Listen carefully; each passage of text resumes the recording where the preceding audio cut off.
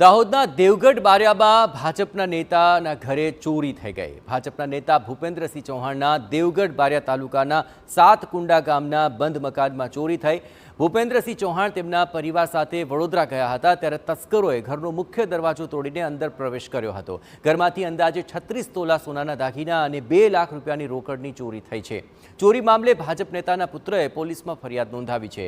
પોલીસે ચોરને પકડવા માટે ડોગ સ્ક્વોડ અને એફએસએલની મદદ લઈ તપાસ હાથ ધરી છે।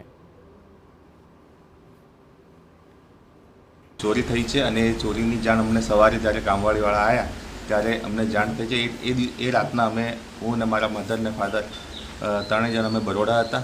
સવારે જ્યારે આવ્યા ત્યારે બધું જોયું ત્યારે અમે પોલીસને જાણ કરી આવ્યા પછી અને પોલીસે કાર્યવાહી ચાલુ કરી અને અમે જ્યારે અંદર બધું જોયું ત્યારે તપાસમાં એવું આવ્યું છે કે અમારું અંદાજે 36 તોલા જેવું સોનું ગાયબ થયું છે। થોડા ઘણા 2 લાખની આજુબાજુ કંઈક કેસ હતા એ ગાયબ થયું છે અને પોલીસને પછી જાણ કરી છે તો પોલીસની કાર્યવાહી હવે ચાલુ છે।